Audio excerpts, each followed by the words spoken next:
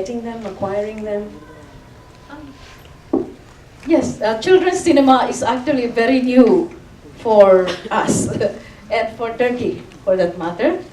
Uh, Even if and also universally, I think, we have 100 years of cinema here, but since when did we realize that there should be films for children? You see, and to convince authorities to give financing for this is very difficult. It's a very Herculean task. People who have traditional minds, who are not very contemporary, who never thought of children's rights, even if the UNICEF is already very vocal about children's rights, media rights, still and all in third world countries like ours, or in countries like Turkey, you still have to convince them that we should prioritize on this. And when I went to sponsors and authorities, I told them, we make investments on hospitals, roads, bridges, etc. But we don't invest on our children. And by doing so, you make investments on things that you can lose with one earthquake. But if we invest on our children with the correct values, by using cinema as an instrument, because it's very strong medium to shape minds, then you are making a perennial investment. So this is the line that I always tell when I look for sponsors, but so far I could only convince our friends and relatives. And it is not because they really believe in my advocacy, but because I'm a relative and they say, oh, this is our art relatives, let's give some of our funds. We begin from there. At least a step, you can go a kilometer with one step, and one step, and one step. You just have to be very consistent. Thank you. Yeah, it's not a big difference if you want to catch money. I always say catch money because it's like a fight. It's not a big difference between if it's a girl's role or like a boy. It actually doesn't. We don't have any. They don't put money in children's film.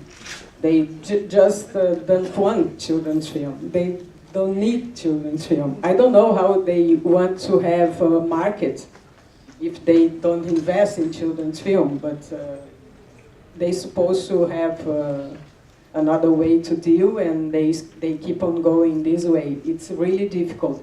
We abroad, in Brazil, we have some kind of protections law that it's part of, you have to have one Brazilian movie at months, at least, in the exhibitor, in the cinemas. But we produce quite a lot more, so the other ones doesn't have place to be played. And also we have laws for financing. Once we'd made one on domestic violence, and would you believe it, we weren't able to get a single sponsor. Normally my students go out and get sponsors. Sorry. Well, it's very simple. It's a social democracy. Politically, we have a film institute. The film institute hires a consultant or an executive for children's film and two for adult or grown-up films above 18. And that executive has to produce 2 children's movies a year. It's a small country, 5 million people. The problem is that there are no movies with female heroes in it. There's a man sitting there and producing a lot of children's movie for boys, so with boy heroes. Anyways, there is funding though, not funding for anybody. It's a tough competition and it's up to one man to decide. If it were a gendered film, would there be funding? Well, you can ask yourself, since these consultants or the Film Institute has decided not to produce any for years, you can really ask yourself why, yes, and why is it not interesting? But as a filmmaker, I turn the question to me personally also and say, so Do I need to see a shrink? What's wrong with me?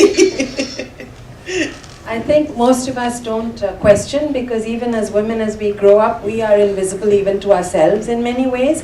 Perhaps because we have imbibed, as she says, the same values. And I think very, very conscious efforts have to be made to make sure that we become more visible. I've been trying. I headed the mass communication department, and I just have 2 stories to tell. Simple. One is my student Deepa, she made Tare Zameen Par, which was about, she was involved, she did the research and worked with Amol Gupte on that.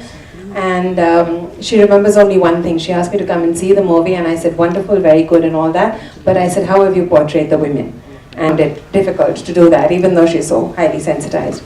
And then on the other hand, there's someone like Monica, who has come over here and is organizing a panel discussion. So I think, sometimes it works, but I think a very, very conscious effort at gender and trying to also change people's mentality for... I think when we are seeing the brave girls like you, then the future is very clear. I must say that Afghanistan is full of stories, and mostly, and these stories are girls are real heroes. I must say that there is a lot of encouragement. I knew days that the female in Afghanistan, women, girls, they aware on their rights, and now they knows how to stand in the position and how strongly defends themselves. Even not only in the cities and the remote areas. I think thanks to mass media like TV now, a lot of people they are able to watch movies. At least there is no movie theater, but they can see films on DVD or CDs. Anything to do with the film? And are you planning to make something else on some other important issue? And also, is there any objection to music as such in Afghanistan? These are the things I want to say. Thank you. A lot of hope. The Taliban just gone away, so there were no difficulties. There was no, but now I think yes. If I am going to screen again the film on a movie theater, I will get a problem, because unfortunately Mr. Karzai doesn't need like a Lenin for a cinema and movie. He doesn't want it to use this. He more than like to have mullahs in mosque as a supporters. What about your second question? I wanted to know, what about music? How is Of music, especially even the Indian music, classic music, is teaching in our Academy of Music, which is created by our very protagonist musician. So there is a lot of hopes. By the way, there was a suggestion to have a music subject in schools, but it was rejected by some few religious figures, unfortunately. May I have a question? One, please. Will resolve and recommend to Government of India to begin with that 1%, 2% of the collections of a film should be earmarked for children's films or woman-focused films.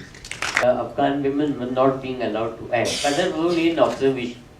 My question was something else, and that was to anyone on the panel, particularly those from India. That's to you, that is. Because I was here also yesterday, and they were asking brilliant questions. And now I'm speaking with somebody who is, a bit older than I am. Yes, you're right. There has to be a revolution to do this, because we have film directors who have their own biases as a result of their past education or training, and therefore they would naturally make the canned film,